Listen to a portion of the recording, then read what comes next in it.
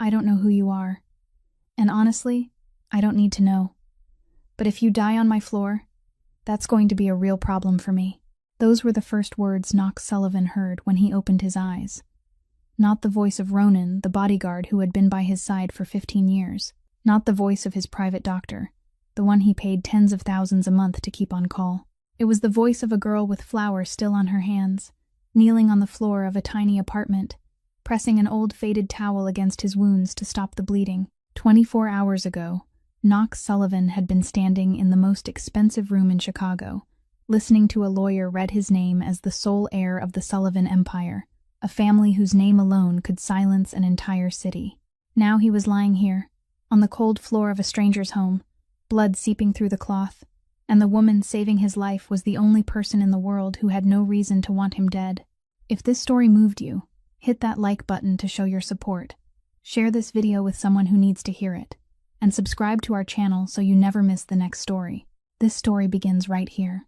24 hours before Knox Sullivan lay on the floor of a stranger's home, the Sullivan family had still been gathered around a coffin. Patrick Sullivan passed on a Thursday afternoon.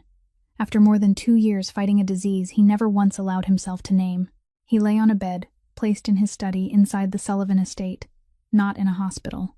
Patrick Sullivan didn't die in a hospital. He died where he had lived, where he had built everything, where every wall knew exactly who he was. Outside, Chicago knew him as the chairman of Sullivan Holdings, the largest real estate corporation in the city, owning dozens of commercial buildings stretching from the Loop to the North Shore. But the people who truly understood this city knew that Sullivan Holdings was only the surface. Beneath it ran a network. No one ever spoke aloud. Private casinos operating through the night in hotel basements, a lending system no bank would ever dare touch, and a transport fleet controlling nearly half of the goods moving in and out of the southern port. Patrick Sullivan wasn't a businessman. He held this city in his left hand, while his right hand shook with the mayor. The funeral was held at St. Clement Church on Deming Street. It wasn't the largest funeral Chicago had ever seen, but it was one attended quietly by some of the most powerful people in the city. They didn't sign the guest book. They didn't offer condolences to the press. They came, stood in the back pews, and left before anyone could take a photograph. That was how Patrick Sullivan's world operated. Even after he was lying in a coffin, Knox Sullivan stood in the front row, 32 years old, his face unreadable, his eyes fixed on his father's coffin without blinking. He didn't cry. Knox hadn't cried since he was 14, since the night his father took him to a meeting he should never have been part of, and told him something he would remember for the rest of his life. If you cry, you're showing people where you're weak. Don't ever do that. Knox learned that lesson quickly, so quickly that sometimes he wondered if he even still knew how to cry. Ronan stood directly behind Knox, exactly 1 step away, in the precise position he had held for the past 15 years. Ronan didn't look at the coffin. He watched the people inside the church.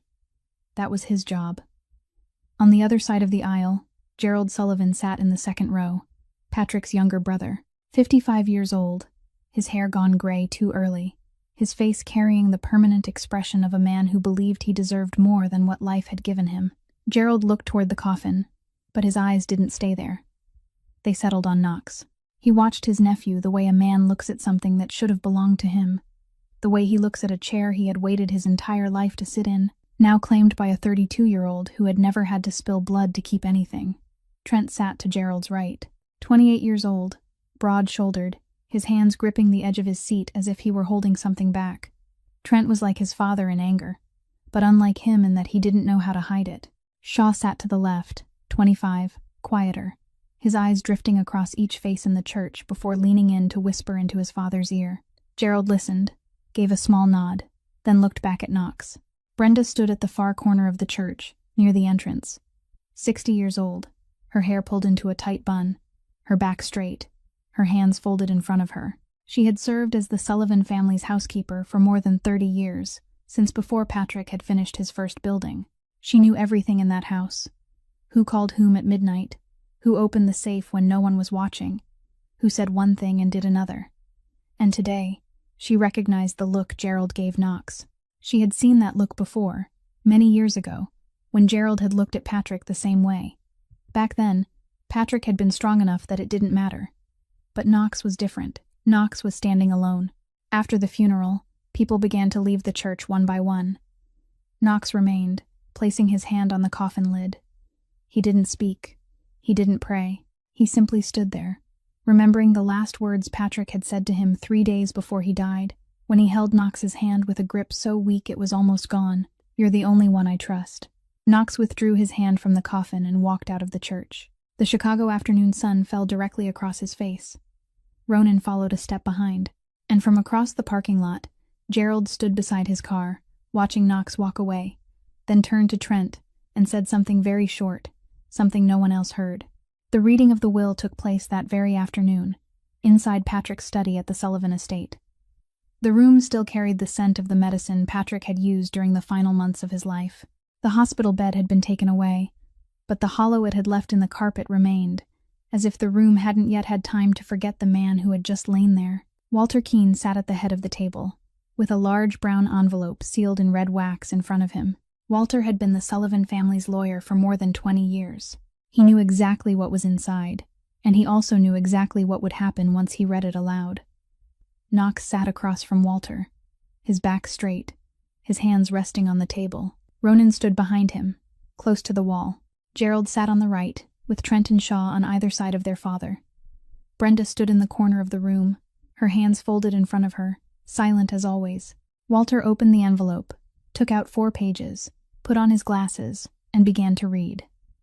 The first lines were the opening section, written by Patrick for the whole family. He thanked those who had stood beside him. He spoke of Sullivan Holdings as the child he had built with his entire life. No one in the room moved. But when Walter reached the division of assets, the air changed. "All assets, including Sullivan Holdings and every related business operation, are transferred to my son, Knox Sullivan, as the sole and lawful heir." Knox didn't react. He had known this already. Patrick had told him months earlier, on a night when there had been only father and son. Walter continued reading. Condition: Knox Sullivan must complete the transition of all Sullivan Holdings business operations into a lawful model within 12 months from the date this will take effect. If he fails to complete it, all assets will be frozen and transferred to the charitable foundation bearing the Sullivan family name. Gerald sat still. His hands rested on his thighs, his fingers tightening into the fabric of his trousers. His face didn't change, but his jaw hardened. Walter went on. "Gerald Sullivan, my younger brother, along with his 2 sons, Trent Sullivan and Shaw Sullivan, shall receive a fixed monthly allowance at an amount determined by Knox Sullivan, sufficient for a comfortable life, but carrying no authority to manage or vote in any operation of Sullivan Holdings." Trent was the first to react. He shot to his feet, slamming his hand down on the table so hard the water glass on it trembled. "What kind of game is this?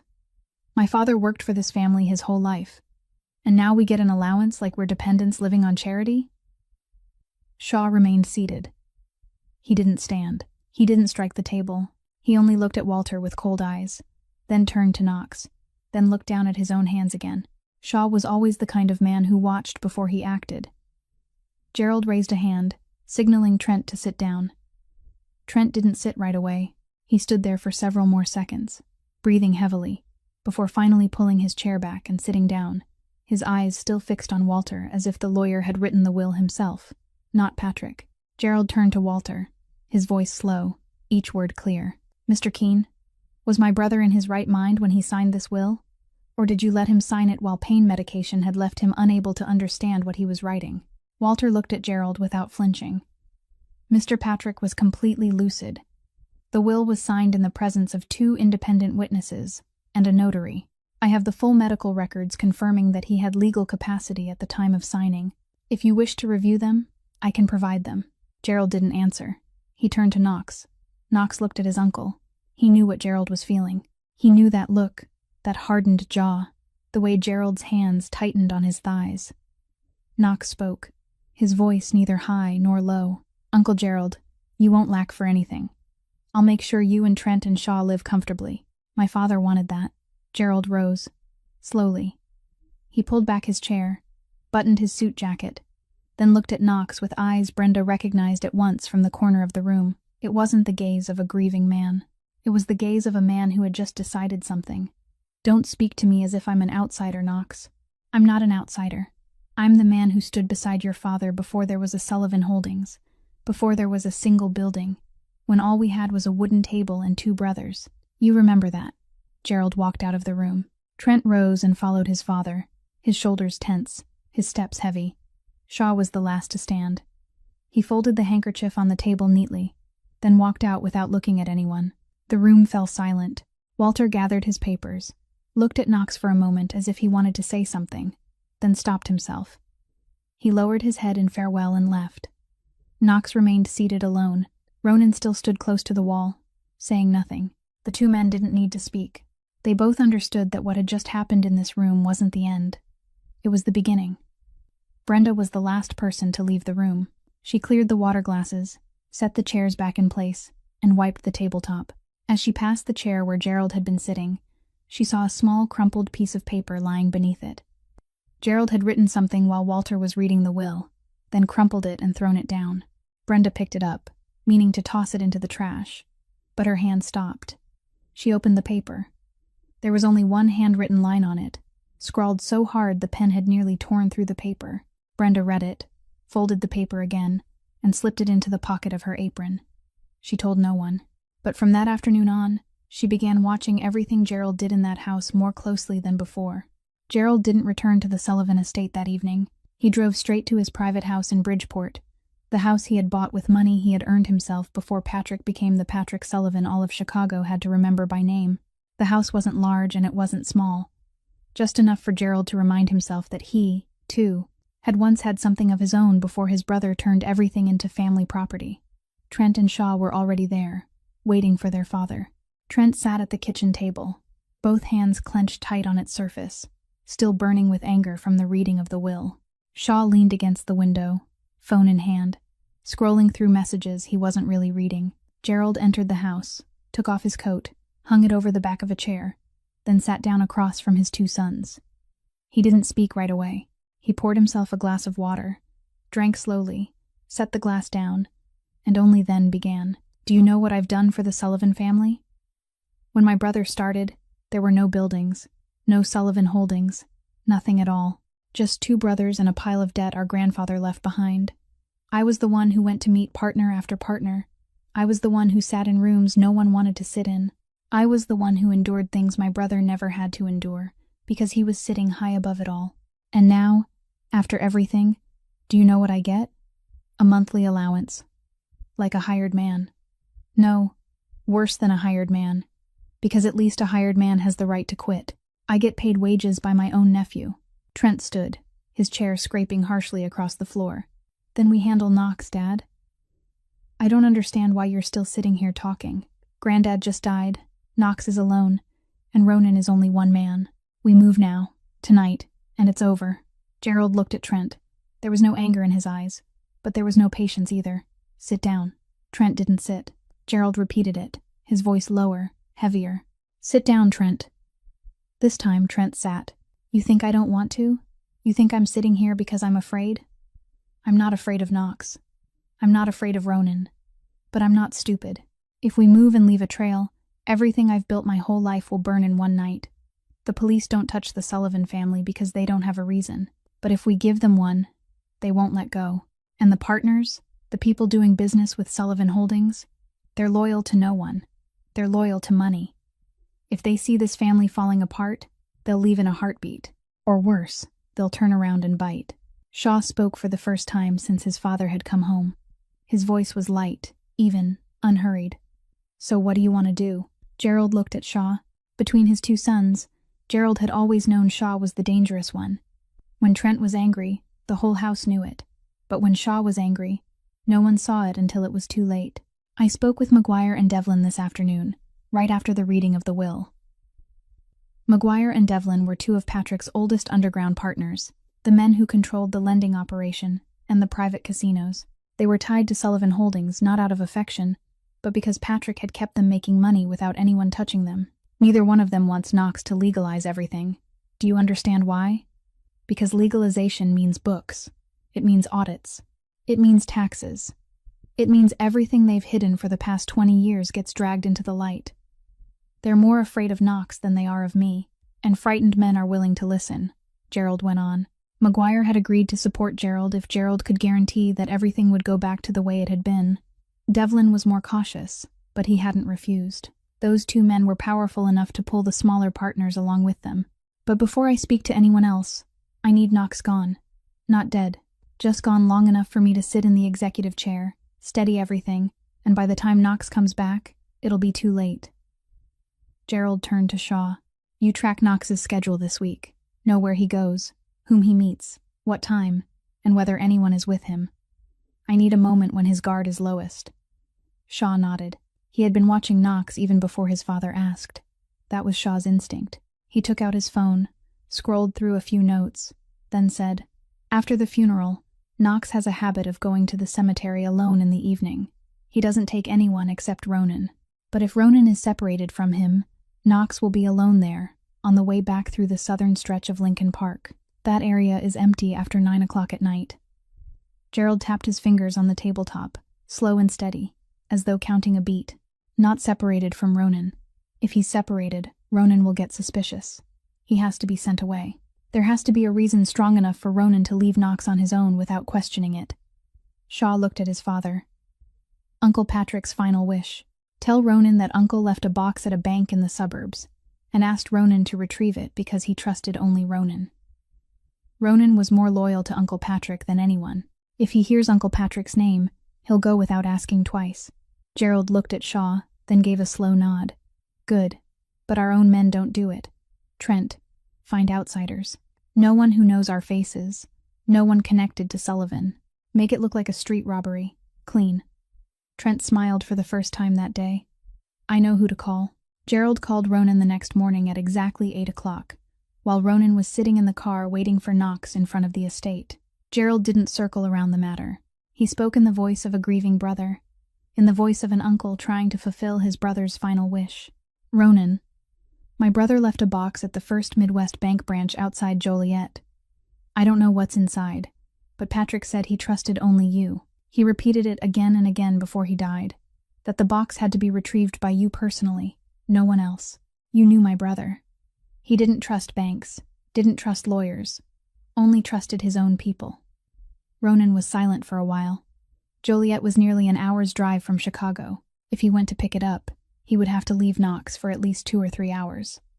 Normally, Ronan would never leave Knox for that long, but this was Patrick's final wish. Patrick was the man who had brought Ronan into the Sullivan family when he was 18, the only man who had given him a chance when no one else had bothered to look at him. Ronan owed Patrick more than he owed anyone else in the world, even Knox. And Gerald was Knox's blood uncle, Patrick's younger brother.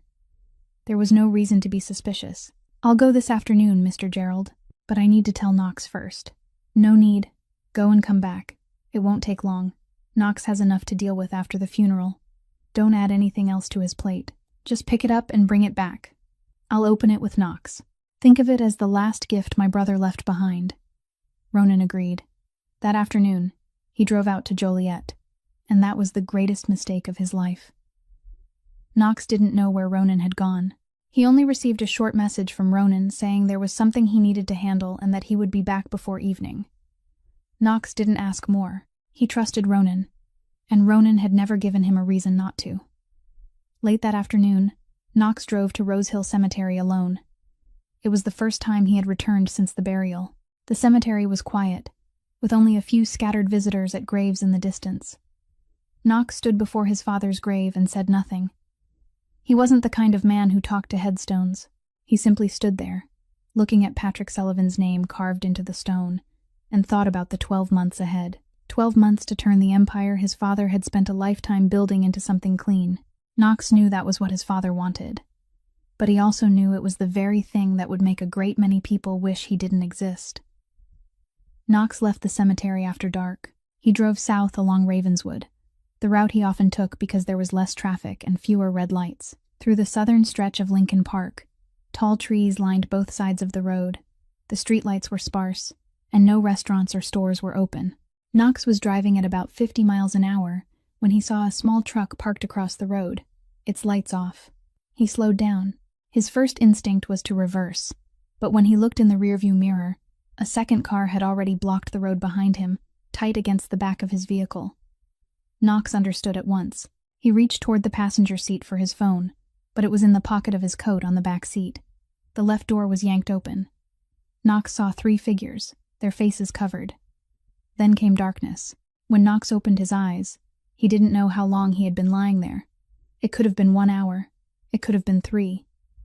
His head hurt, as if someone were pressing a block of iron into his temple. His left eye was swollen, his vision blurred. He was lying on his side on damp ground, his back against a brick wall. The smell of garbage and standing water. An alley. He was lying in an alley. He tried to sit up, bracing one hand against the ground, feeling gravel and shards of glass scrape into his palm. His trouser pockets were empty. His coat pockets were empty. His phone, wallet, car keys, everything was gone. He looked down at his left wrist, and the Patek Philippe watch his father had given him when he was 25 was still there. Any robber would have taken that watch. It was worth as much as a house in the suburbs, but it was still on his wrist. Knox looked at the watch, and he understood. This wasn't a robbery. He tried to stand, but his knees buckled. He leaned back against the wall, breathing hard, and looked around. The alley was narrow, with old red brick walls on both sides, and rusted iron fire escapes overhead. Far away, at the mouth of the alley, a pale yellow streetlight glowed. He didn't recognize the neighborhood, but from the smell, from the distant noise, from the graffiti on the walls, he guessed this was the South Side. They hadn't just attacked him. They had brought him here and left him in a place where no one from Knox Sullivan's world would think to look. While Knox lay in a dark alley on the South Side, Gerald Sullivan sat in the study of his Bridgeport house, making phone calls.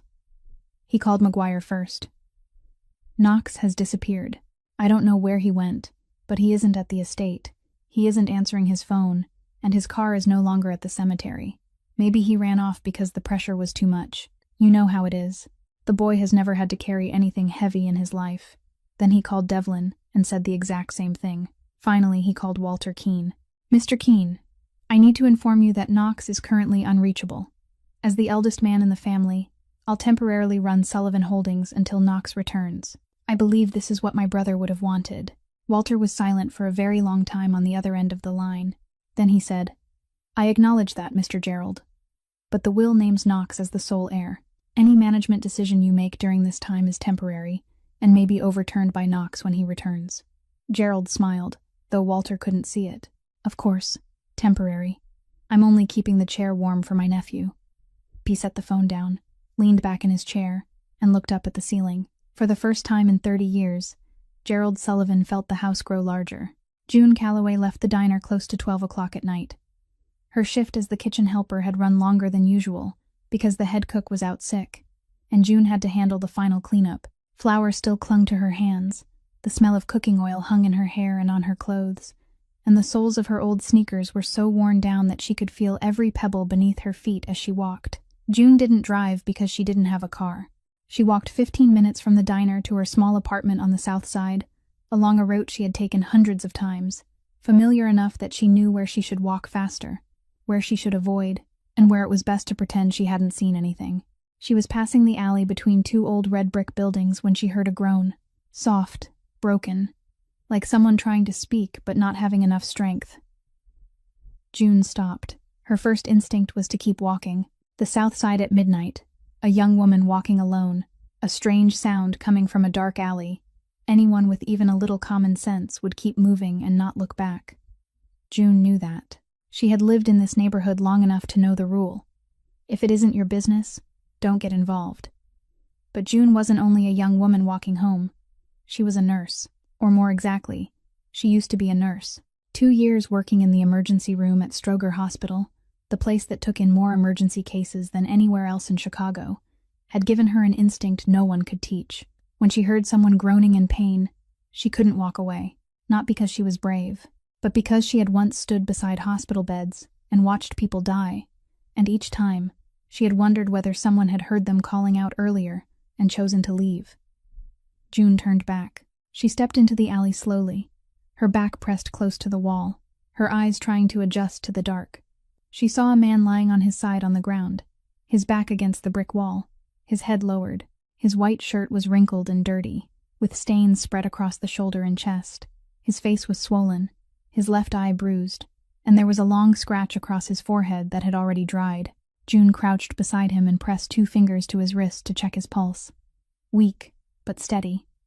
She looked closer. The bruises on his face hadn't come from a fall. The position, the force, the way the wounds were spread out. June had seen enough cases in the emergency room to know this had been done to him on purpose. She looked down at his clothes. Empty trouser pockets, empty coat pockets, no wallet, no phone. But on his left wrist, a heavy metal watch was still there, its glass face catching the spill of streetlight from the mouth of the alley. June didn't know much about watches, but she knew enough to understand that this one was worth more than the apartment she lived in. Any robber would have taken it first. But it was still here. June looked at the watch, then back at the man's face, and she understood. Someone wanted to hurt this man, not rob him. June pulled out her phone, about to call 911. Her finger was already on the screen when she heard an engine. A car was moving slowly outside the mouth of the alley, very slowly, the way no one drove on a south side street at midnight unless they were looking for something. Its headlights swept across the entrance to the alley, blindingly bright for one moment, then went dark. June held her breath. She shoved the phone back into her pocket, gripped the man by the collar, and dragged him deeper inside, behind a large trash bin. She crouched low, one hand holding him, the other covering her own mouth. The car stopped at the mouth of the alley for a few seconds.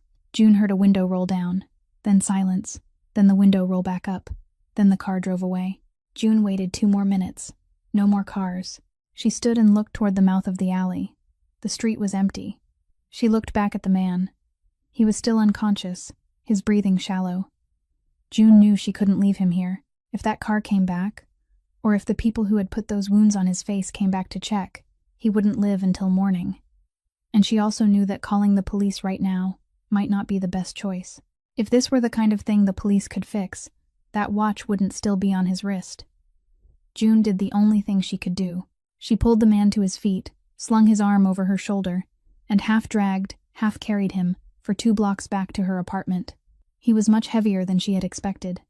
Twice, she almost fell. Twice, she had to stop and lean him against a wall so she could rest. By the time she managed to open the apartment door, she nearly collapsed with both of them onto the floor. June laid him on the living room floor, took a clean towel, dipped it in warm water, and wiped the wounds on his face. She checked his ribs, not broken, but badly bruised.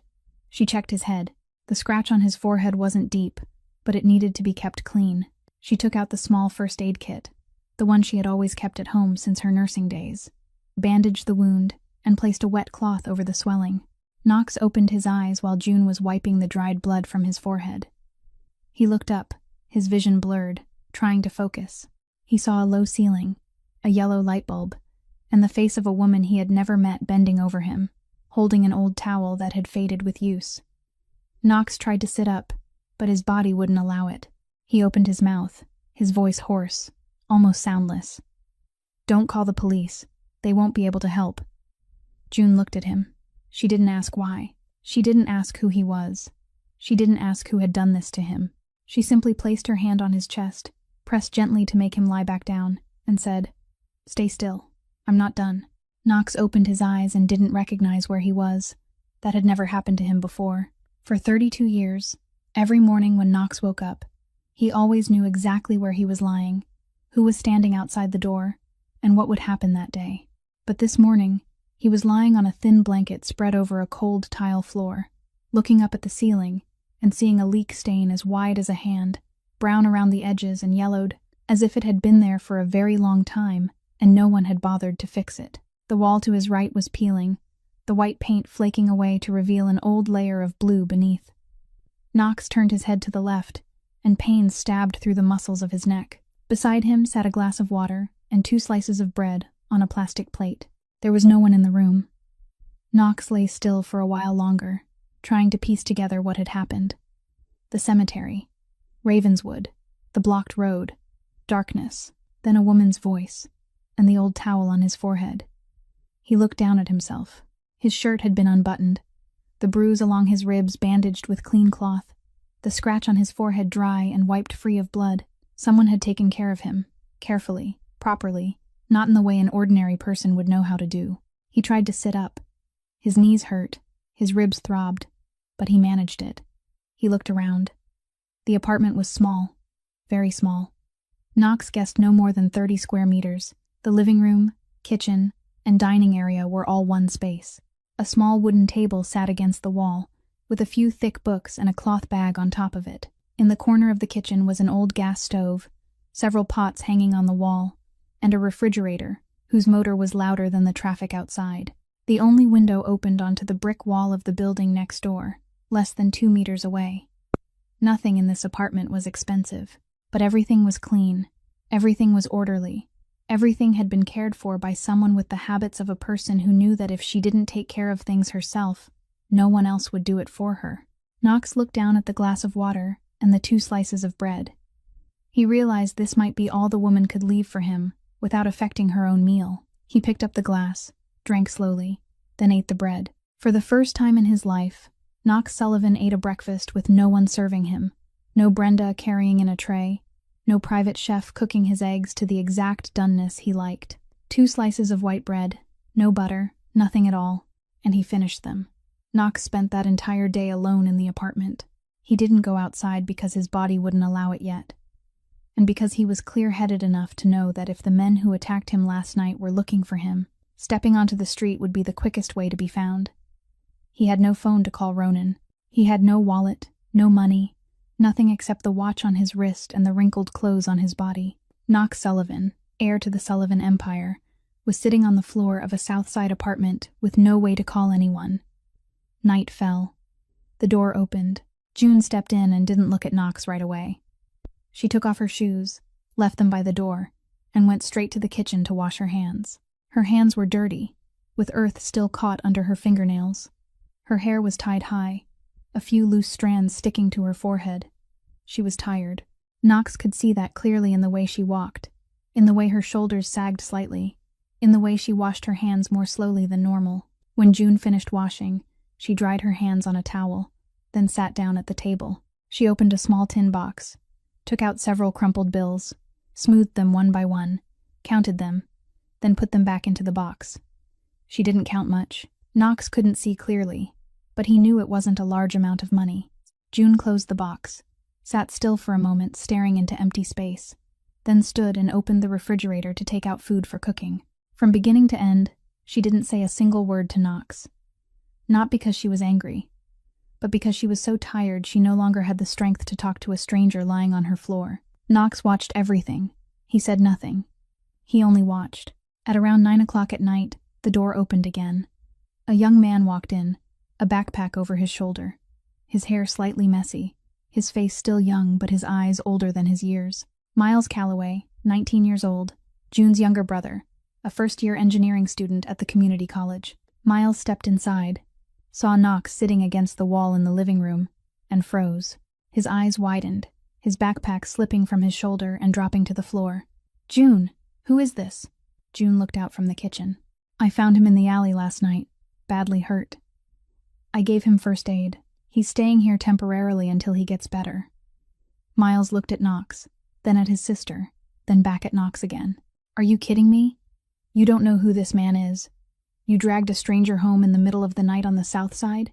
Do you know what could have happened?" June wiped her hands on a towel, stepped out of the kitchen, and looked at her brother. She wasn't angry, but her voice wasn't asking permission. "Miles, look at him. Do you think I should have left a man who was about to die in a dark alley? Is that the kind of person you want me to be?" Miles didn't answer. He picked up his backpack and looked at Knox again, with an expression Knox recognized at once. Not fear, but protection. Miles was protecting his sister. He pulled out a chair in the corner of the room, opened a book, but didn't read.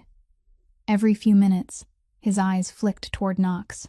Knox looked at Miles, then at June cooking in the kitchen, then back at the small apartment with its leaking ceiling and peeling walls. He had sat in the most expensive rooms in Chicago, had met the most powerful people in the city, had watched men lower their heads before the Sullivan name. But tonight, in this apartment, he saw something he had never seen anywhere in his own world. A girl who worked all day, came home and counted each crumpled dollar, cooked for her younger brother with the little she had in the refrigerator, and didn't say a single word of complaint. Not because she was strong in the way people like to say, but because she had no other choice, and she knew it, and she kept going anyway. By the second day, Knox could sit up without leaning against the wall. The bruise on his ribs still hurt when he breathed deeply. His left eye was less swollen but still dark with bruising, and the scratch on his forehead had begun to scab over. His body was healing, but not enough for him to go far. Knox knew that. He also knew that every hour he stayed here was another hour Gerald could sit in his father's chair, with no one stopping him. But stepping onto the street now, with no phone, no money, and no idea who was looking for him, would be no different from handing himself over. Miles left for school early in the morning. Before he went, he looked at Knox for a long moment from the doorway, said nothing, then closed the door. June stayed home later than she had the day before. She sat at the kitchen table, trimming flower stems, her hands moving quickly as she cut and arranged small bouquets, then tied them with rubber bands. Knox watched her work and realized this was one of her jobs, selling flowers. He didn't ask, but he saw the way she trimmed the stems, chose the flowers, sorted them by color, all of it fast and precise, just like the way she had bandaged his wounds the night before. When June finished trimming, she placed the bouquets in a bucket of water, then sat back at the table and drank a glass of water. That was when Knox spoke for the first time since saying, "Don't call the police," the night before. "Why did you save me?" June looked at him. She didn't seem surprised, as if she had known he would ask sooner or later. She set the glass down. "I used to be a nurse in the emergency room at Stroger Hospital. 2 years. More night shifts than day shifts. I saw people brought in when it was already too late. And every time, I thought, someone saw them before that. Someone passed by, but didn't stop. I didn't want to become that kind of person. That's all. It isn't anything grand." Knox was silent for a while. "You don't work as a nurse anymore?" "The hospital cut staff last year. I was the last one hired in the department, so I was the first one let go. Not because I wasn't good at my job. That's just how it was." June said it in a flat voice, not sad, not bitter, as if she were talking about the weather. She had long since moved past being angry or hurt about it. Now it was only a fact. Like rain means getting wet. Losing a job means finding another one. "And what do you do now?" "I sell flowers in the morning at Maxwell Market. I work as a kitchen helper in the evenings at a diner on Halsted Street. Sometimes I take night shifts at a private clinic when they're short-staffed. Enough to live, enough to pay rent and Miles's tuition." Knox looked at her. He had met many kinds of people in his life. People who flattered him because they wanted money. People who feared him because they knew who he was. People who hated him out of envy. People who obeyed him because they had no choice. But June didn't belong to any of those kinds. She sat across from him, speaking in an ordinary voice, looking at him with ordinary eyes, not trying to impress him, not trying to seem tough, not trying to seem gentle. She was simply herself, and that left Knox unsure how to respond. "I'll repay you. When I leave here, I'll repay you." June set the glass down and looked straight into Knox's eyes. "I didn't save you so you'd repay me. I saved you because you were about to die, and I knew how to keep you from dying. That's all. When you're well enough, leave. Don't bring trouble here. I have a brother. I have work. I have my life. I don't need anyone's debt, and I don't want to get involved in anyone's business." Knox didn't answer. Not because he had nothing to say, but because for the first time in a very long time, someone was speaking to him without fear, without flattery, without wanting anything from him, and he didn't know what to do with that. In Knox's world, every conversation had a purpose. People spoke to him because they needed something or because they feared something. But June needed nothing and feared nothing. She told the truth, then stood, carried the bucket of flowers to the door, and left to sell them as she did every day, leaving Knox sitting there alone with an answer he didn't have. That evening, June came home later than usual. Miles had already eaten and was studying in his room. June reheated food, ate alone at the kitchen table, then washed the dishes. Knox sat in the corner of the living room, his back against the wall, looking out the window. Outside was the brick wall of the building next door. No sky, no street. He was thinking. Not about June, or Miles, or this apartment. He was thinking about Gerald, about Trent and Shaw, about the way they had attacked him, taken everything, and left him in a dark alley like trash. Knox's eyes went cold, his jaw tightened. In his mind, there was only one word: revenge.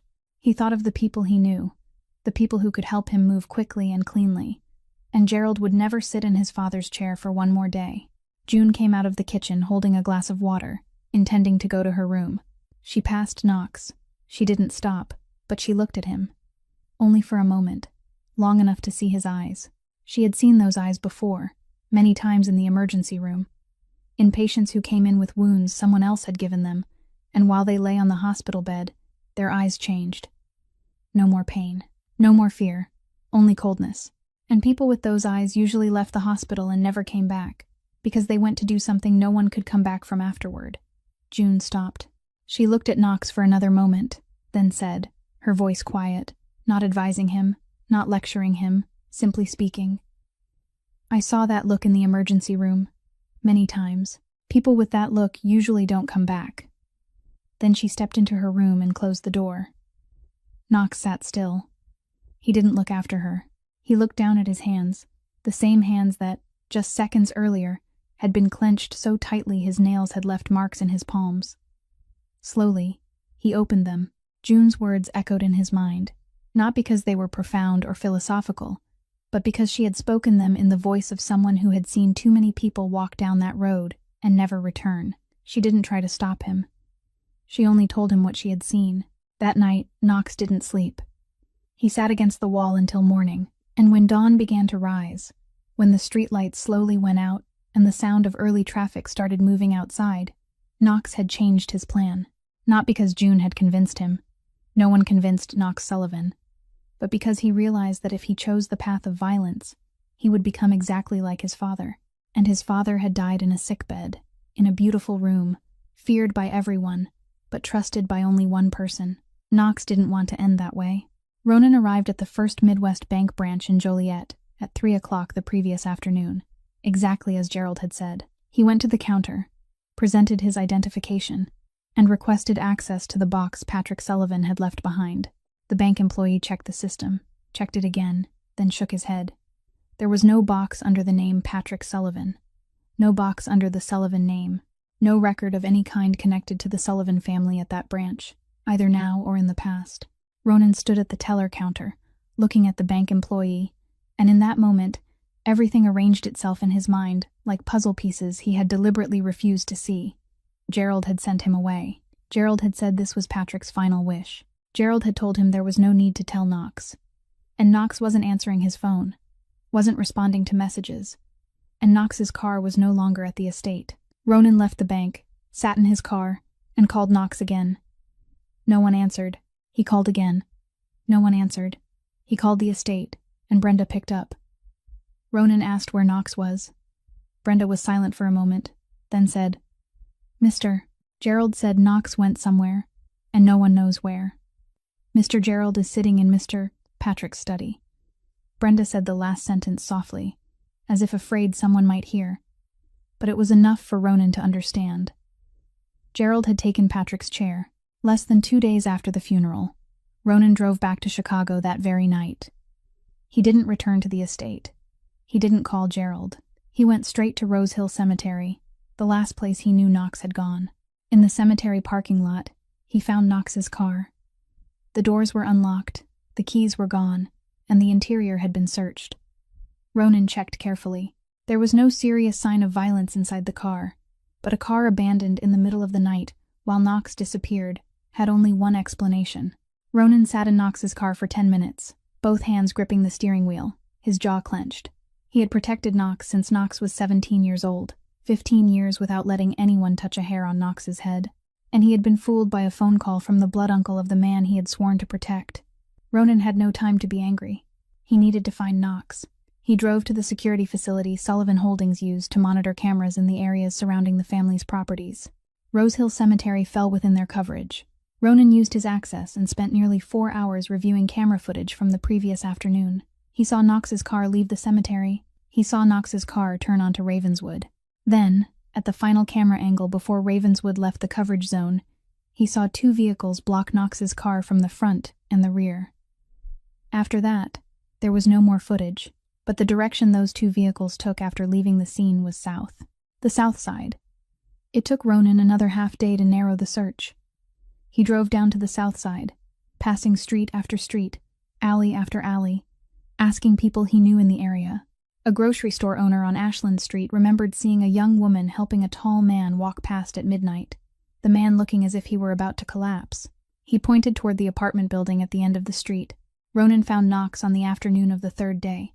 When he knocked on the door of June Calloway's second-floor apartment, Knox opened the door. The two men looked at each other. Ronan saw the bruises on Knox's face, the bandage on his forehead, the way Knox stood slightly bent because his ribs still hurt. Ronan's face didn't change, but his hand clenched at his side, and Knox knew what that meant. "I'm sorry," Ronan said, his voice low. "Gerald called me to retrieve a box in Joliet. Said it was Mr. Patrick's final wish." I believed him. Knox shook his head. "It wasn't your fault. Gerald is my blood uncle. You had no reason to suspect him." Ronan stepped into the apartment and glanced around quickly. Small, clean, poor. His eyes paused on the bucket of flowers in the corner, on the tin box on the kitchen table, on the thin blanket spread across the floor where Knox had been lying. Ronan turned back to Knox. "Gerald is sitting in Mr. Patrick's study. He's called McGuire and Devlin. He's announced that you've disappeared and that he's temporarily running things. Knox, we have to move now. I know people. I know where Gerald is staying, and tonight we can end this." Knox was silent. One day earlier, he had thought exactly like Ronan. Tonight, move, end it. But the night before, he had sat against the wall until morning, and he had changed. "No, we're not going to fight. We're not moving that way." Ronan frowned. "Knox, listen to me. Gerald wants me to respond with violence. If I do, the partners will see that the Sullivan family is in chaos. They'll leave, or they'll turn around and bite both sides. The police will have a reason to investigate, and I'll lose everything my father left me before I even have the chance to hold on to it. Gerald wants me to become like my father, but I won't become my father." Knox sat down and looked at Ronan. "We're going to let Gerald destroy himself. Gerald doesn't have my father's credibility. The partners are following Gerald because they think I've disappeared, but they don't trust him. Give Gerald time, and he'll make a mistake. He'll get greedy. He'll reach too far. He'll touch someone he shouldn't touch. And when that happens, we only need to be standing in the right place." Ronan listened and didn't argue anymore. He knew Knox. Once Knox had made a decision, no one could change it. "Contact my father's old people, the ones Gerald is cutting out or treating badly. They won't follow Gerald for long. Pull them toward us, but quietly. No one knows I'm alive. No one knows where I am, not even Brenda." Knox paused. "Not yet. She's loyal, but she's inside the estate, right beside Gerald. If she knows where I am and Gerald finds out, she'll be in danger." Ronan nodded. Then he asked, his voice lower, "The girl here, does she know who you are?" "No. Can you trust her?" Knox turned his head and looked out the window. Outside, June was sitting on an old plastic chair beside her bucket of flowers, selling to people passing by. She was saying something to an old woman buying flowers, a small smile on her face, the polite smile of someone selling something, but not a false one. Knox watched her for a while, then turned back. "She doesn't know who I am. She doesn't know what Sullivan means. She saved me because I was about to die, not because I was Knox Sullivan. That's why I trust her." Ronan looked at Knox, then out the window, then nodded. He said nothing more. He understood. 1 week after Gerald took the executive chair at Sullivan Holdings, the first cracks began to appear. They weren't large cracks, not enough for anyone on the outside to see, but enough for those on the inside to feel. Gerald ran things differently from Patrick. Patrick made decisions quickly, decisively, and when he spoke, everyone knew it was final. Gerald held more meetings, talked more, explained more, and yet no one truly understood what he wanted. Partners like McGuire and Devlin sat in those meetings with Gerald and realized that the man speaking to them wasn't Patrick Sullivan. They hadn't turned away yet, hadn't walked out, but they had started asking each other questions that no one would have dared ask when Patrick was alive. How long can Gerald hold it? Brenda saw everything. She continued working at the estate as she always had, cleaning rooms, preparing meals, opening the door for guests. No one paid attention to her, because no one ever paid attention to the housekeeper. That was Brenda's greatest advantage. She had been there long enough to become invisible. And because she was invisible, she saw the things Gerald believed no one could see. She saw Shaw sitting in Patrick's old study late into the night, opening his laptop, printing out documents, then slipping them into a briefcase and taking them away. She saw unfamiliar invoices on the desk, contracts bearing the names of companies she had never heard of, money transfers signed off by Gerald's initials without passing through any accounting review. She didn't understand all the numbers on the page, but she had served the Sullivan family for more than 30 years. She knew what a normal transaction looked like, and what a transaction looked like when someone was trying to hide it. She remembered what Patrick had told her, not the words in the will that Walter had read, but the words he had said to her in private. One night about 2 months before he died, when she had brought him tea. Patrick had already been very weak, speaking with difficulty, but he had taken her hand and spoken slowly, clearly. "Brenda, if anything happens after I'm gone, keep everything for Knox. You're the only one in this house I know will never betray." Brenda had nodded, said nothing, poured the tea, and left. She hadn't cried then. She had cried later, alone in her room. Now, every night after she finished her work, after Gerald and Trent had left the estate to return to their house in Bridgeport, after Shaw had gone somewhere no one knew, Brenda entered the study. She photographed the documents Shaw left on the desk with her old phone. She copied the false contracts Gerald signed, the receipts for transfers made into personal accounts, the lists of new partners Gerald added without board approval. She didn't know what any of it would be used for, and she didn't know where Knox was, or whether he was even alive. She only knew that Patrick had told her to keep it, so she kept it. She printed everything out, placed it into a large envelope, and hid it at the bottom of the wardrobe in her room, beneath 2 layers of old bedsheets no one ever touched. On the other side of the city, Ronan began to meet people. Not many, and not loudly. He chose the right 2 to start with. The first was Holt, 50 years old, who had overseen the southern port transport operations for Patrick for 12 years. Holt was loyal to Patrick in a way that wasn't about money, but because Patrick had once pulled him out of trouble when no one else had cared to get involved. In his first week in charge, Gerald had cut 30% of Holt's commission without explanation, saying only that it was a temporary reduction for stability. Holt hadn't said anything, but he remembered. Ronan met Holt at a small coffee shop on Archer Street early in the morning, where no one paid attention. Ronan didn't say much. He said only one sentence. "Knox will return." And Knox remembers who stood where. Holt looked at Ronan, finished his coffee, and nodded. He didn't ask when. He didn't ask how. He simply nodded. The second was Farrell, 45 years old, who managed 3 private casinos Patrick had built in the West Loop. Farrell wasn't loyal in the same way Holt was. Farrell was more practical, but Farrell knew how to count, and he counted very quickly that if Gerald continued running things this way, his casinos would be exposed within 6 months, because Gerald didn't know how to hide money the way Patrick had. Ronan met Farrell in the parking lot behind one of the casinos on Randolph Street late at night. The same sentence. "Knox will return." And Knox remembers who stood where. Farrell didn't nod right away. He asked, "Is Knox certain to win?" Ronan looked at him. "Do you see Gerald winning?" Farrell was silent for a moment, then nodded. 2 men, not many, but Holt controlled transport, and Farrell controlled the casinos. That was 2 legs out of the 4 that held up the table Gerald was sitting on. Ronan wasn't in a hurry. Knox had said to let Gerald destroy himself, so Ronan would wait. But while he waited, he would make sure that when that table began to shake, there would be people ready to kick away the other 2 legs. Gerald wasn't the kind of man who missed things. He knew that on the night Knox was attacked, the men Trent had hired had left Knox in an alley on the south side and driven away, but no one had gone back to check whether Knox was still lying there. That was a mistake. Gerald knew it, and he didn't like mistakes. He called Shaw into the study at the estate and told him to review the security cameras along Ravenswood and the surrounding areas to confirm whether Knox was still on the south side or had gone somewhere else. Shaw spent 2 days digging through footage from the public camera system Sullivan Holdings could access through a partner security company. He didn't find Knox on any camera after the attack, but he did find the 2 vehicles used by the men Trent had hired, and their final direction was toward the south side, around the intersection of Ashland Street and 55th Street. After hearing that, Gerald tapped his fingers on the desk, then called Trent. "Go down to the south side, Ashland area, near 55th Street. Ask around and see whether anyone has seen a tall man with an injured face showing up around there this past week. Don't cause trouble. Just ask." Trent went down to the south side that afternoon.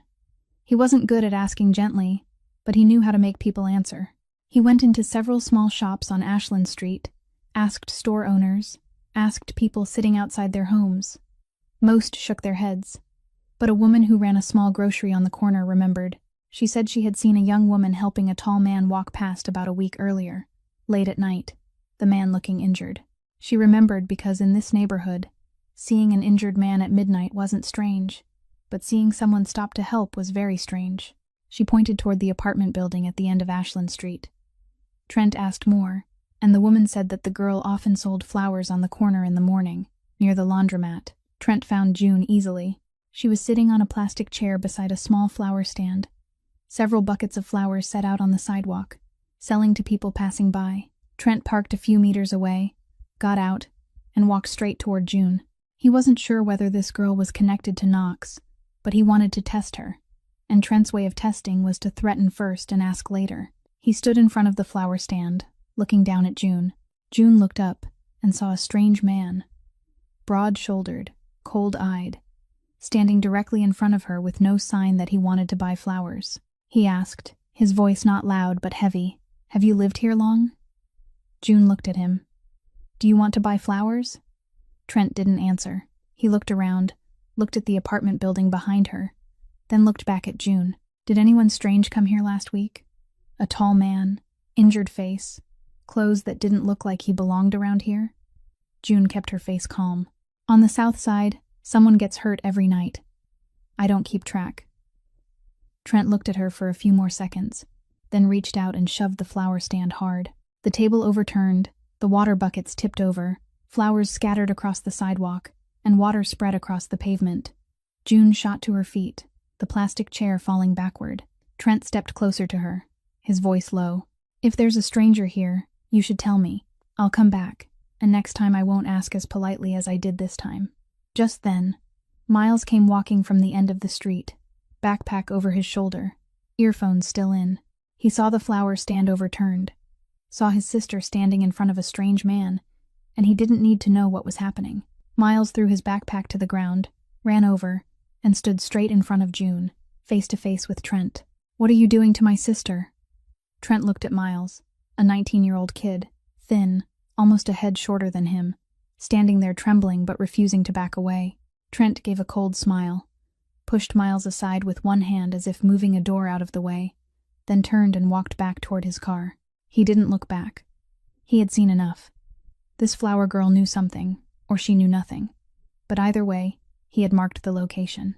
Miles lay on the sidewalk, his hand lightly scraped from catching himself on the ground. June ran to him, pulled him up, and checked his hand. "Are you hurt?" Miles shook his head, his eyes still following Trent's car as it drove away. "June, who was that guy?" June didn't answer the question. She set the flower stand upright, picked up each scattered bouquet, and poured fresh water into the buckets. Her hands were trembling slightly, but her face wasn't. She moved slowly, as though nothing had happened. But inside her mind, everything was moving very fast. That evening, after closing the flower stand, June called the local police station to report the incident. She said a strange man had threatened her and damaged her property. She described Trent, described the car, and asked them to file a report. The police recorded it and said they would send a patrol car through the area. June knew that didn't mean much on the south side, but she needed a record, needed evidence, needed an official trace that this had happened. That was how June handled problems. Not with tears, not with shouting, but one step at a time. After that, she called Miles in, sat down at the kitchen table, and looked at her brother. "You're going to stay at Danny's for a while." Danny was Miles's classmate, living in Logan Square, nearly 40 minutes from the south side by bus. Miles shook his head immediately. "No, I'm not going anywhere. I'm not leaving you here alone." June looked at him, her voice not loud, but leaving no room for argument. "Miles, you go to school. You take care of your own life. I'll handle this." "I'm not saying it twice." Miles looked at his sister, his lips pressed tight, his eyes red, but he knew that when June used that voice, nothing would change. He stood, went into his room, and packed. After Miles had gone, June sat alone in the apartment. She took out her phone and found Knox's number. He had given her Ronan's number before Ronan left, saying if she needed anything, she should call. June had never called. Until tonight. Knox answered after the second ring.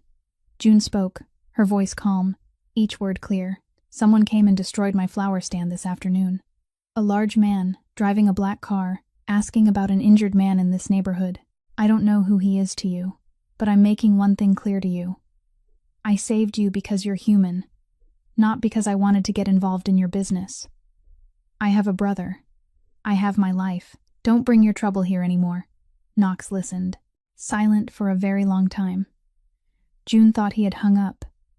Then Knox's voice came through, low, slow, each word heavy as if being placed on a table. I'll end this. Knox hung up.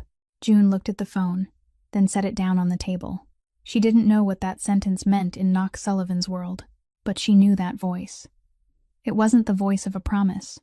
It was the voice of a decision. Brenda called Ronan one evening from her private room upstairs in the estate, after making sure Gerald and Trent had already left for Bridgeport. She spoke briefly, her voice low, as if even the walls had ears. I have enough. Ledgers, false contracts, transfer receipts. Gerald and Shaw are taking money out of the shared fund and moving it into personal names, signing contracts with companies that don't exist, and doing all of it without going through accounting. I photographed everything, printed it out, and put it in an envelope, but I can't get it outside. Gerald put 2 men at the estate gate last week, and everyone going in and out is checked. I'm the housekeeper. I come and go normally, but if I carry a large envelope, they'll ask. And if they ask, Gerald will know. Ronan listened and didn't answer right away. He thought. Brenda couldn't bring the documents out. Ronan couldn't enter the estate because Gerald had forbidden him from setting foot there since the day Knox disappeared. They needed someone else. Someone no one in the estate knew. Someone no one would suspect. Someone with a legitimate reason to enter and leave without being questioned. Ronan asked Brenda, "Do you still order flowers for the estate every week?" Brenda said yes. Every Monday, the flower shop on Clark Street delivered a large basket of flowers for the living room and dining room, a habit from Patrick's time that Brenda still maintained. Gerald didn't care about flowers, but he hadn't told her to stop either, so the shop still delivered regularly. The flower delivery person came through the gate, handed the flowers to Brenda. Brenda signed for them, and the delivery person took the empty basket back. No one checked the flower basket. Ronan called the flower shop on Clark Street the next morning. He said he was from the Sullivan estate and asked the shop to pause this week's delivery for 2 weeks because the family was in mourning and needed to change the flower selection. The shop agreed without asking anything further. Then Ronan went to see June. June was rearranging flowers at her new spot in Maxwell Market when Ronan appeared. She recognized him immediately, the quiet man who had stood outside her apartment door a few weeks earlier. Ronan didn't circle around the matter. I have a favor to ask. There's a large house on the north side of the city. They order flowers every week, but their usual shop is busy. They need someone to deliver for them this week. They'll pay triple the normal rate. You only need to bring the flowers there, hand them to the housekeeper, then take the empty basket back. It'll take 15 minutes. June looked at Ronan. She wasn't easy to fool, but she needed money.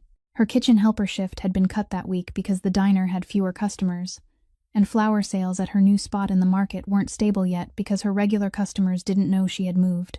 Triple the normal rate for a 15-minute flower delivery gave her no reason to refuse. She asked for the address. Ronan gave it to her.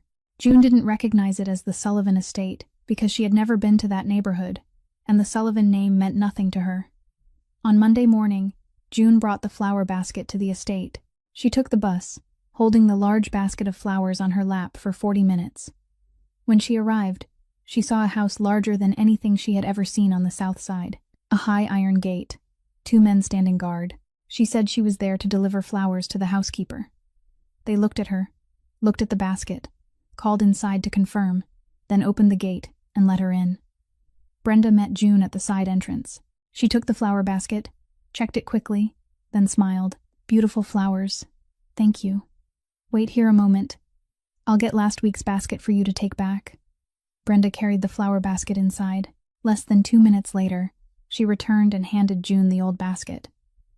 The basket was a little heavier than usual, but not enough for June to notice. June took it, thanked her, and walked back out to the gate. The 2 guards watched her pass and said nothing. A flower delivery girl carrying an empty basket. Nothing suspicious. June brought the basket back to Ronan, who was waiting at a coffee shop near Maxwell Market.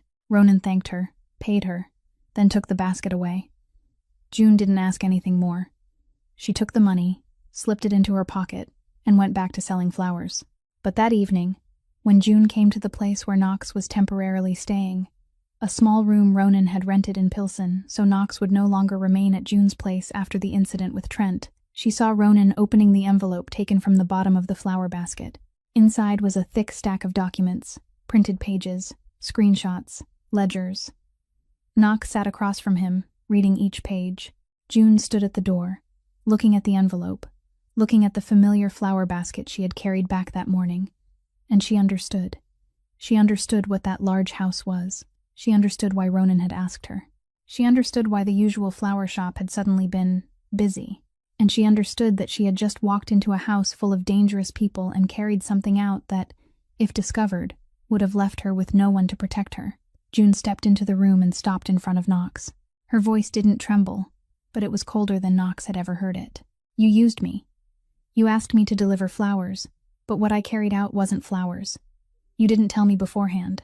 You let me walk in there without knowing what I was doing." Knox set the documents down and looked at June. "If I'd told you first, you wouldn't have gone." June cut him off. "Exactly. I wouldn't have gone, because that was my right." Knox looked at her for another moment, then said, his voice not defending himself, only explaining, "If you'd known what was inside the basket, your eyes would have been different. You would have been nervous. You would have been too careful, and the people in that house would have noticed. You were safe because you didn't know anything. That was the only way." June was silent. She understood the logic. She was smart enough to see that Knox was right. If she had known, she would have been afraid. And if she had been afraid, she would have given herself away. But understanding and forgiveness were two different things. June looked at Knox one last time, then said, "I understand why you did it, but don't ever use me again without asking." Then she turned and walked out, closing the door behind her. Knox looked at the closed door, didn't follow her, didn't call her back. He knew she was right. June didn't call Knox again after that night. She didn't come to his place in Pilsen, didn't text Ronan, didn't ask about anything. She disappeared from Knox's life as neatly as she lived, without noise, without explanation, just cutting and leaving. The next day, she moved her flower stand to another corner of Maxwell Market, near the main entrance, where there were more people and a market security camera pointed down at the area. She knew a camera couldn't save anyone if something happened, but at least it would make men like Trent think for one more second before acting. And sometimes 1 second was enough. June rearranged her life the way she had done so many times before. When she lost her nursing job, she rearranged. When she had to raise Miles alone, she rearranged. When Trent threatened her, she rearranged. And now, when she discovered she had been used as a pawn without even knowing it, she rearranged once more. She didn't stay angry for long. June didn't have time to stay angry for long. But she remembered, and she learned. She learned that Knox Sullivan, whoever he was the kind of man willing to use other people when necessary, without asking. And she didn't want to be near that kind of man. Knox knew June had moved her flower stand. Ronan told him, not because Knox asked, but because Ronan still had someone watching June's area to make sure Trent didn't come back. Knox listened and said nothing. He didn't call June. He knew that if he called now, she wouldn't answer, or she would answer and say things he didn't want to hear again. Knox wasn't used to people being angry with him. In his world, people feared him, needed him, or hated him but didn't dare say it. No one got angry with him and walked away as if he didn't exist. 3 days later, Knox had Ronan place an envelope of money in June's flower basket at Maxwell Market. Not so much that it would draw attention, but enough that June wouldn't have to work the night kitchen shift for several months. Knox didn't write his name, didn't leave a note, just money. In Knox's mind, this was how he made things right. This was the way he knew. If someone suffered because of him, he paid them back with money. Everything had a price. And once the right price was paid, everything would be fine. Knox Sullivan had lived 32 years by that principle, and it had never been wrong. Until today. June found the envelope when she was packing up the flower basket at the end of the day. She opened it, saw the money, counted it roughly, then stood still for a while, looking at the stack of bills in her hand. Her face showed nothing. She slipped the money back into the envelope, put it in her coat pocket, closed her stand, and went straight to Pilsen. Ronan opened the door and saw June, slightly surprised. June didn't look at Ronan. She walked past him into the room and saw Knox sitting at the table, reading the documents Brenda had sent. Knox looked up, saw June, and knew at once from the way she walked, the way she looked at him, that what was about to happen wouldn't be pleasant. June placed the envelope of money on the table, right in front of Knox. She didn't throw it. She didn't toss it. She placed it there. Then she looked at him. "I don't take money from people I don't understand." Knox looked at the envelope, then at June. He opened his mouth as if to say something. But June went on, her voice not loud, not shouting, yet every word clear, as if she had thought through each one before coming here. "You think money can fix everything, don't you? You think I'm angry because I lost something, and all you have to do is pay it back, and it's over. But you don't understand. I'm not angry because I lost something. I'm angry because you used me without asking. I'm angry because you thought I was something you could use and then pay afterward. You really want to repay me?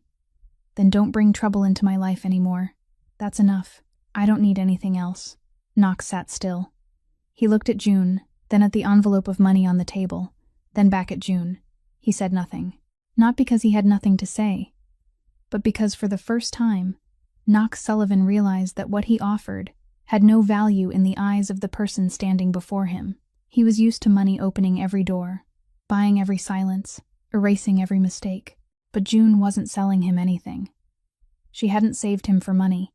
She wasn't angry with him because of money. And she was returning the money not because she didn't need it, but because accepting it would turn her into something she didn't want to become. June turned and walked toward the door. She didn't wait for Knox to answer. She didn't need him to answer. The door closed behind her. Ronan stood in the hallway, watching June go down the stairs and out of the building. He turned back into the room and saw Knox still sitting there, his eyes fixed on the envelope of money on the table. Ronan leaned against the wall and folded his arms. "She isn't like anyone you've ever met." Knox didn't look up. He stared at the envelope for another moment, then said, his voice quiet, almost as if speaking to himself, "That's the problem." Ronan didn't ask anything more. He had known Knox long enough to understand that when Knox said problem, he didn't mean trouble. He meant he didn't know how to handle it. And when Knox Sullivan didn't know how to handle something, it meant that, for the first time in a very long while, something truly mattered. Shaw was the most careful man in Gerald's family. Trent acted first and thought later. Gerald thought a great deal but often missed things, while Shaw missed nothing. He had a habit of checking everything again, even things he had already checked. And it was that very habit that made him sit in front of his computer screen late one night, going back through all the security camera footage from the South Side that he had reviewed nearly 2 weeks earlier. The last time Shaw watched it, he had been looking for Knox. He hadn't found Knox on any camera, and he had concluded that Knox was still hiding somewhere or had already left the city. But this time, Shaw wasn't looking for Knox. He was looking for Ronan, because Shaw knew that if Knox was still alive, Ronan would find him. And if Ronan appeared on the South Side, then Knox was on the South Side. Shaw went back through the public cameras on Ashland Street, near the apartment building Trent had visited the previous week when he threatened the flower girl. He watched hour by hour, day by day, patient as a man fishing, and he found it. A blurry image, but clear enough. Ronan walking along Ashland Street, about half a block from June's apartment building, on the afternoon of the third day, the very day Ronan found Knox. Ronan was wearing a dark coat and a cap, but Shaw recognized the way he moved and the shape of his body immediately. After 15 years standing behind Knox Sullivan, Ronan's walk couldn't be mistaken for anyone else's. Shaw printed the image and drove to Gerald's house in Bridgeport close to 11 o'clock at night. Gerald was sitting in his study, reading a financial report he didn't truly understand, but was trying to pretend he did, because now that was the work of the man sitting in the chairman's chair. Shaw placed the printed photograph on the desk, right over the report. Gerald looked at it. His face changed. "This is Ronan, South Side, the third day, 2 weeks ago," Shaw said, his voice even. "The same area Trent went down to ask about. The same area where the men we hired left Knox. If Ronan showed up here, it means Knox is here. Knox isn't dead. He didn't run. Knox is hiding, and if Ronan is moving around freely, then Knox is planning." Gerald sat back in his chair, both hands on the desk, his fingers tapping lightly. He was silent for almost a minute. Shaw waited and didn't rush him. He knew his father was thinking. Gerald had been running Sullivan Holdings for nearly 3 weeks. In those 3 weeks, He had signed new contracts, moved money, rearranged personnel to suit himself, but everything he had done rested on one assumption. Knox had disappeared and wouldn't return. If Knox came back, if Knox was alive and preparing, then everything Gerald had built over the past 3 weeks would collapse. Patrick's will was still valid. Walter Keene still held the original. Knox only needed to walk into the boardroom with that will in his hand, and Gerald would return to exactly the position Patrick had assigned him, the man receiving a monthly allowance, unless Gerald acted first. Gerald looked at Shaw. Call McGuire and Devlin. Call Morrison and Burke too. I need a meeting with all the partners, 2 days from now. Shaw asked, a meeting about what? I'll announce in front of everyone that Knox Sullivan ran off after receiving his inheritance, that he's incapable of running the business, and that he isn't fit to hold the position as head of Sullivan Holdings. I'll ask the partners to sign a document recognizing me as the official operator, not temporary. Once we have the signatures of McGuire, Devlin, Morrison, and Burke, even if Knox comes back, he'll have nothing left to claim. The partners won't follow a boy who ran away once everything has been signed. Shaw was silent for a moment. What if Knox shows up at the meeting? Gerald looked at his son. Knox won't show up. You'll make sure of that. You guard every entrance to the meeting location. The warehouse on Cermak Street, the one we always use. 2 doors, 1 main entrance, 1 side entrance. Put men at both. No one gets in without you knowing. Shaw nodded. What about Trent? Trent sits in the meeting with me. I need him there, so the partners see that our family is united. Shaw nodded again, took the photograph from the desk, folded it, and slipped it into his coat pocket. He walked to the door, stopped, and turned back. You should prepare another option in case Knox knows about the meeting. Gerald looked at Shaw. Knox can't know. Only you and I and the partners know. None of them wants Knox back. Shaw said nothing more. He stepped out and closed the door. Gerald remained seated alone. He looked at the photograph of Patrick hanging on the wall of the study, the one he had brought from the estate after the funeral. In the photograph, Patrick was looking straight into the camera, unsmiling, his eyes sharp, exactly like Knox's. Gerald looked at the photograph for a long time, then turned away. He didn't know that while he was sitting in Bridgeport making his plans, a 15-minute drive away, Brenda was standing in the upstairs hallway of the Sullivan estate, outside Patrick's old study, where Shaw had sat printing the camera photograph and calling his father before driving away.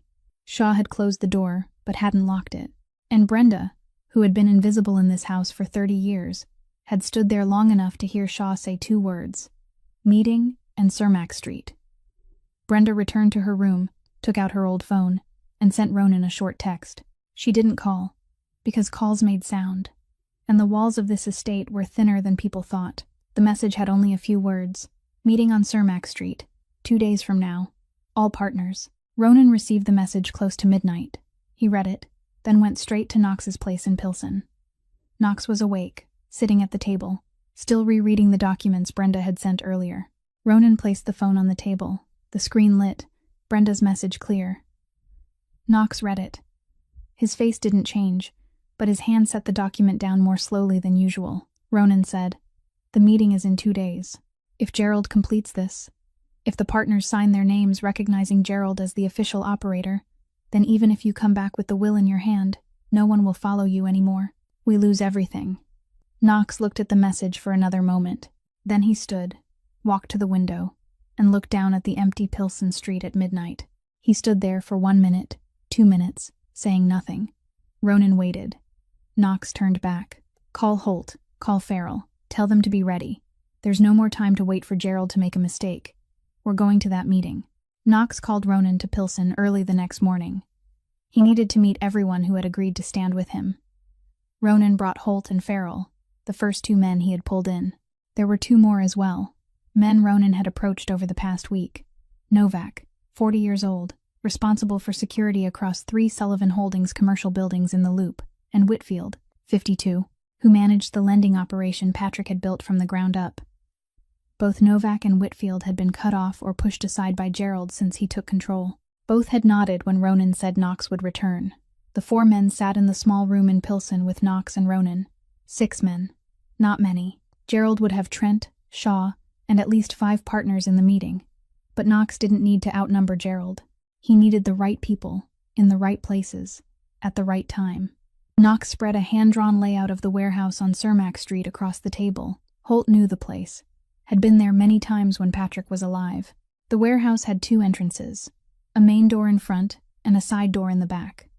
Shaw would guard both, likely with men stationed at each. Knox looked at Ronan. "You handle Shaw. He'll be at the door.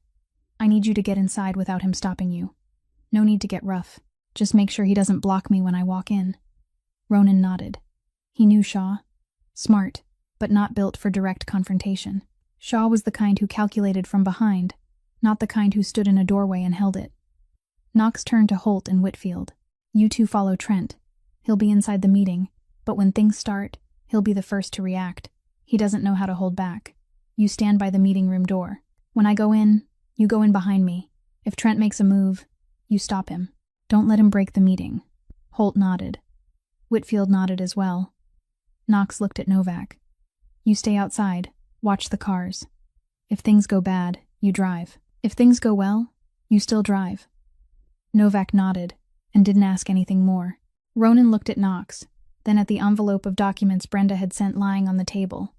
"You're going in alone?" Knox nodded. Ronan was silent for a moment, his jaw tightening. "Knox, in that room there will be Gerald, Trent, and 5 partners. You walk in alone, no one protecting you.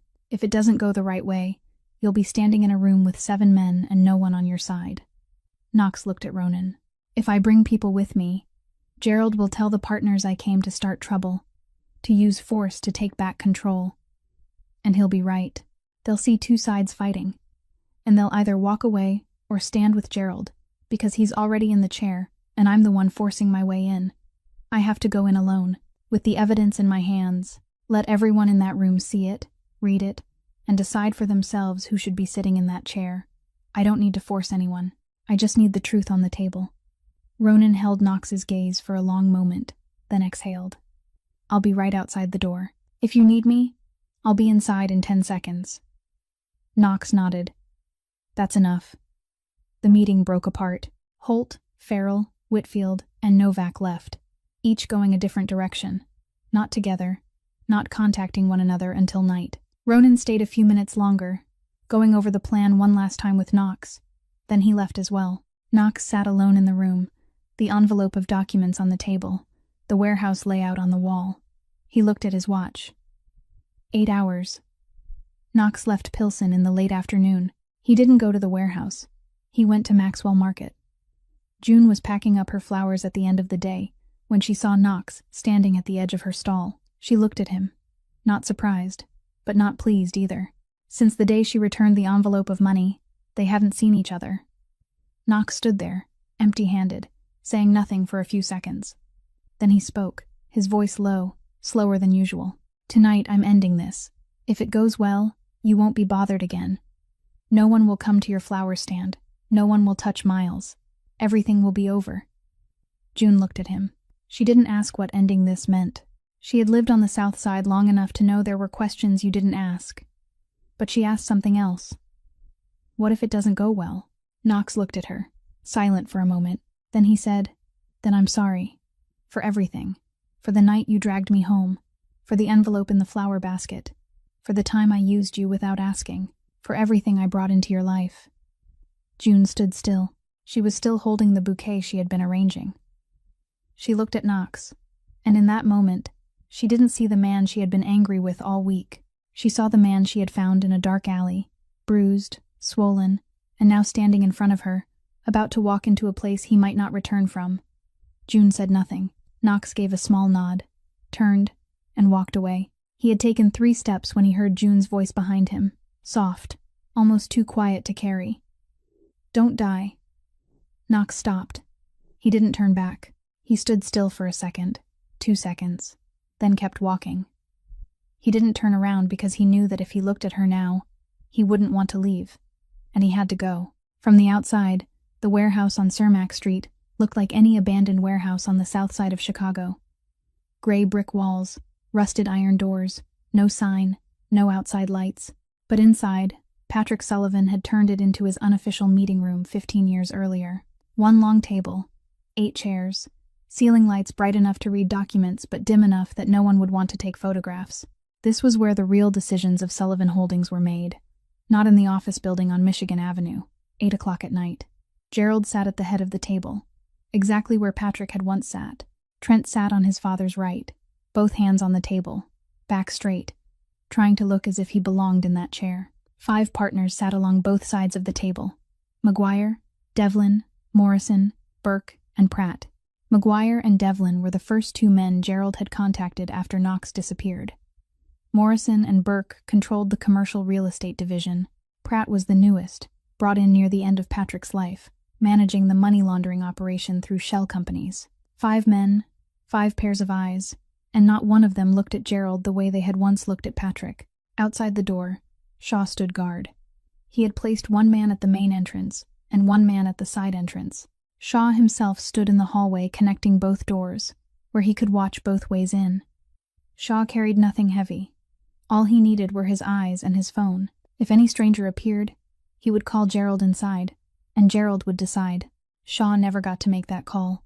Ronan arrived at the warehouse 30 minutes before Knox. He didn't come from the front or the back. He came from the roof of the warehouse next door, climbed across the fire escape, and jumped onto the roof of the warehouse on Cermak Street. He went down the interior stairs, stepped into the side hallway, and stood directly behind Shaw before Shaw could turn his head. Ronan didn't need to use force. He simply placed a hand on Shaw's shoulder, leaned close to his ear, and said 1 sentence. "Sit still. Don't speak. Don't call. If you sit still, no one gets hurt." Shaw looked down at Ronan's hand on his shoulder, looked up at Ronan's face, and understood. Shaw was a man who knew how to count. He counted very quickly that he was standing alone in the hallway. The 2 guards at the doors were too far away to hear, and Ronan was right behind him. Shaw sat down on a chair in the hallway, both hands on his thighs, not calling, not shouting. He sat still. Shaw's 2 door guards were handled by Holt and Whitfield at the same time. Neat, quiet, without a sound. Inside the meeting room, Gerald was speaking. He stood, holding the folder Shaw had prepared, presenting to the partners the condition of Knox Sullivan. He said Knox had run away, couldn't be reached, wasn't capable, wasn't worthy. He said Sullivan Holdings needed someone stable, someone experienced, someone who had stood beside Patrick from the beginning. He said he was that man. He placed a document on the table and asked each partner to sign, recognizing him as the official operator. Gerald had reached the sentence, "I believe this is the best decision for all of us," when the meeting room door opened. Knox Sullivan walked in, alone, holding a large brown envelope in his hand, his face calm, his eyes straight ahead. Gerald stopped in the middle of the sentence. His mouth remained open, but no more words came out. He looked at Knox, then looked toward the door, searching for Shaw. Shaw wasn't there. Gerald looked back at Knox. A few seconds of silence stretched like minutes. "You're alive." Knox looked at his uncle. "Are you disappointed?" Gerald didn't answer. Trent shot to his feet, his chair scraping back across the concrete floor. He moved toward Knox, but at that moment, Holt and Whitfield stepped in behind Knox, blocking the doorway.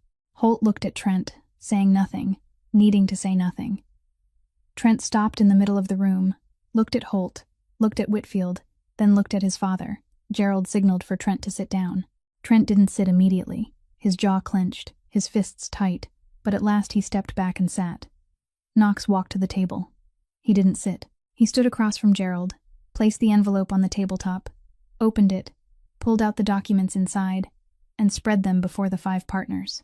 "If you want to sign your names giving Gerald control of Sullivan Holdings, go ahead. But before you sign, you should know what the man you're about to hand power to has done over the past 3 weeks. Knox turned the pages one by one. The false contracts Gerald had signed with 3 companies that didn't exist. Receipts for transfers from the shared fund into personal accounts belonging to Gerald and Shaw. Copies of transactions Gerald had carried out without going through any partner in the room. Money Gerald had taken not from the Sullivan family's share, but from the partners' own portions. McGuire's money, Devlin's money, Morrison's, Burke's, Pratt's. Gerald hadn't only stolen Knox's chair, Gerald had stolen from the very men sitting in this room. Knox pushed the documents into the center of the table. He said nothing more. He stepped back, folded his arms, and stood still. McGuire was the first to pick up the documents. He read slowly, turning page after page, his face unchanged but his eyes shifting. He set the documents down and pushed them to Devlin. Devlin read, then Morrison, then Burke, then Pratt. No one spoke for 5 full minutes. The meeting room was so silent the buzzing of the fluorescent ceiling lights could be heard. Gerald stood at the head of the table, watching each partner read, watching their faces change. And he knew. He knew before any of them stood. He had known from the moment Knox walked through the door. Maguire stood first. He said nothing. He pushed his chair back, walked to Knox's side, and stopped there. Devlin stood next, then Morrison, then Burke. Pratt was last. He looked at Gerald one more time, then stood too, stepping to Knox's side. 5 men, one by one. Not one of them said a word. They simply stood and moved. The action was enough. Gerald stood at the head of the table, alone. Trent sat beside his father, but Trent didn't count. Father and son sat at one end of the long table, and at the other, Knox stood, with 5 partners behind him, and Holt and Whitfield at the door. Gerald looked around the room. No one stood behind him anymore. The partners left the warehouse one by one, and no one said goodbye to Gerald. No one looked back. Maguire was the first to leave, Pratt the last. When Pratt stepped through the door, he stopped for a moment, turned his head to look at Gerald as if he wanted to say something, then said nothing, and walked out. Holt and Whitfield led Trent out of the room. Trent didn't resist, not because he didn't want to, but because he looked around and found no one left to resist for. He walked out, shoulders sagging, eyes lowered to the floor. The door closed. The meeting room now held only 2 men. Knox stood in the middle of the room. Gerald sat at the head of the table. The long table stood between them, the document still spread across its surface, and the paper Gerald had prepared for the partners to sign still lying there without a single signature. The fluorescent light overhead kept buzzing, the only sound in the room. Gerald sat still. He didn't stand. He looked at the documents on the table, then at the unsigned paper, then at Knox. He looked at Knox for a long time, the way a man looks when he's trying to find something familiar in another man's eyes. Then he spoke, his voice not loud, not angry, only tired. "You're like my brother." Knox didn't answer right away. He pulled out a chair and sat down, facing Gerald across the long table. For the first time that night, he sat. Gerald continued, his eyes never leaving Knox. "Exactly like him. The way you walked into the room, the way you placed the documents on the table, the way you stood still and let other men decide for themselves. Patrick did the same thing. Cold, without sentiment, you treat your own uncle like an outsider, just like he did." Knox looked at Gerald. He looked at the man sitting across from him, 55 years old, gray-haired, red-eyed, his hands resting on the table but no longer clenched, only lying there, surrendered. Knox looked at him and saw something he hadn't expected. Gerald wasn't afraid. Gerald wasn't angry. Gerald was tired.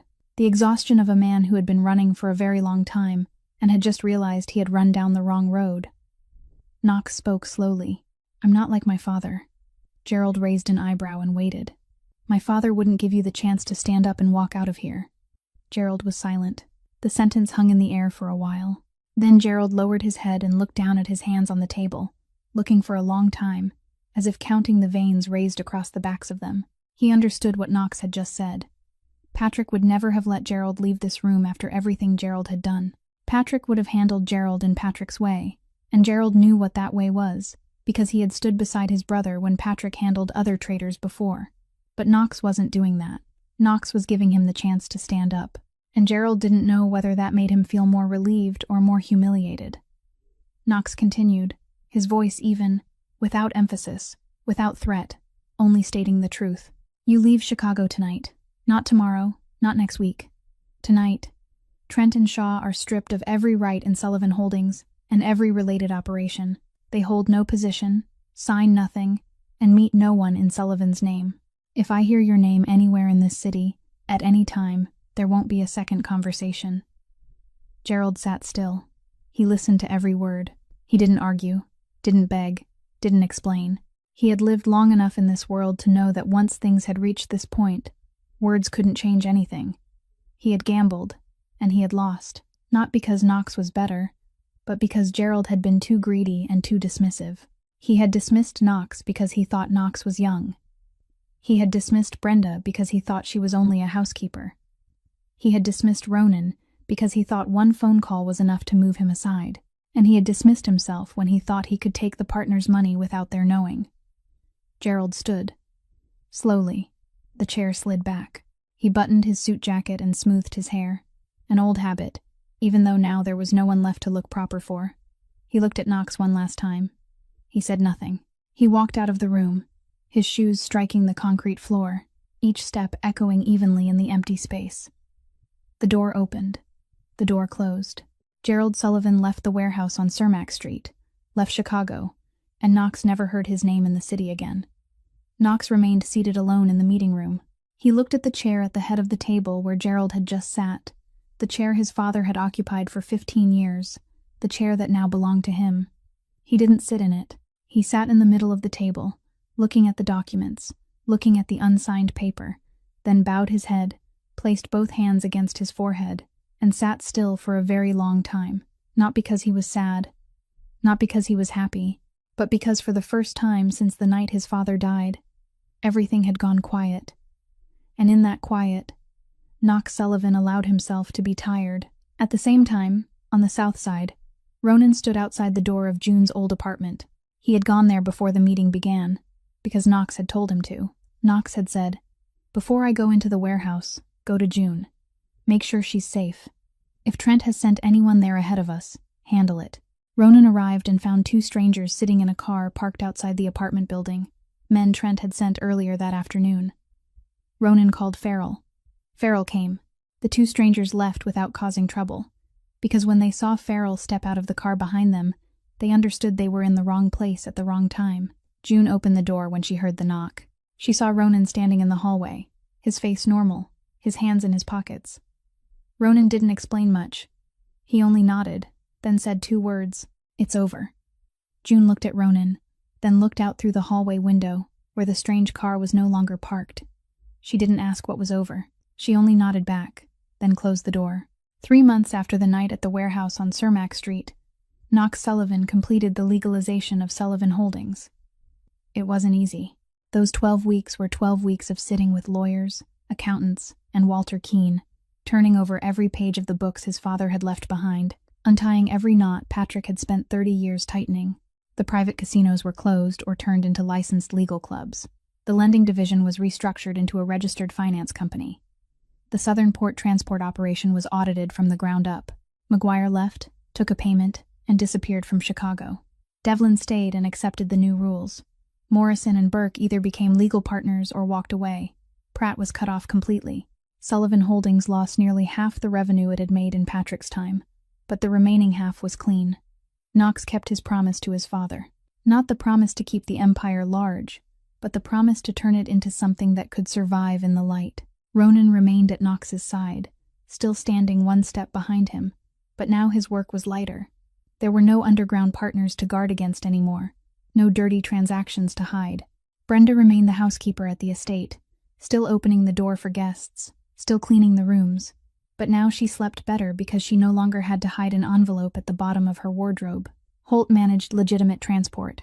Farrell opened a restaurant. Everything wasn't perfect, but everything was real. Gerald left Chicago that same night and never returned. Trent followed his father. No one knew where, and no one asked. Shaw was the only one who stayed, but he didn't stay with Sullivan Holdings. He vanished from every operation tied to the family, rented a small apartment in the suburbs, and started over from the beginning. Knox knew where Shaw was, but didn't touch him. He told Ronan, "Shaw knows how to count. He won't come back." Ronan wasn't certain, but he trusted Knox. On the south side, June Calloway opened a flower shop. Not a large flower shop, not in a wealthy neighborhood, a small store on Halstead Street, right at the corner with 53rd Street, the place June used to walk past every night on her way home after her kitchen helper shift. She rented the space with money she had saved herself over the past few months, plus money from selling flowers at Maxwell Market, plus money from night shifts at the private clinic. Not Knox's money, not anyone else's money.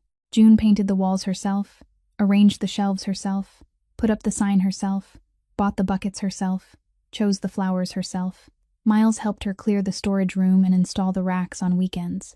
The shop was small, just enough space for 4 large flower buckets, a checkout counter, And the old plastic chair June had brought from Maxwell Market. Still the same chair, still her place to sit. Miles moved back in with his sister after everything settled down. He still studied at community college, still took the bus 40 minutes each day, still carried a heavy backpack over his shoulder. But now when he came home, there was no stranger lying on the floor, no one threatening them outside the door, and his sister was arranging flowers in the little shop she had opened with her own hands. Miles didn't say it, but he saw that his sister was different, not very different. June still woke early, still had calloused hands from cutting stems and stripping thorns every day, still counted money before she slept, but her face was lighter, the kind of lightness that belongs to a person seeing, for the first time, something she built that no one could take away. One afternoon, June was arranging flowers at the counter when the shop bell rang. She looked up. Knox Sullivan stood in the doorway.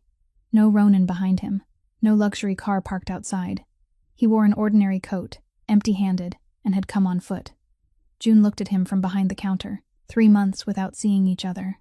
Knox's face no longer had bruises, no longer had scratches, but it was still that face, those eyes, that way of standing. June looked at him, then said in a normal voice, as if he had only stepped out to buy coffee and come back, "Are you here to cause trouble again?" Knox didn't smile, but his eyes were softer than the last time she had seen him. "This time, I'm only buying flowers." June tilted her head and looked at him. "For whom?" Knox was silent for a while. He looked at the flower buckets on the counter, looked at the bouquets June had just finished tying, looked at her hands still sticky with plant sap. Then he looked back at her. "For the person I owe the most." June looked at Knox. She didn't smile right away. She looked at him for a long time, the way a person looks when deciding whether to open a door she had closed long ago. Then she turned, took a bouquet from the smallest bucket in the shop, the simplest bouquet, a few white stems, no wrapping paper, no ribbon, tied only with a rubber band. She placed it on the counter and pushed it toward Knox. "Free. Consider the debt settled." Knox picked up the bouquet.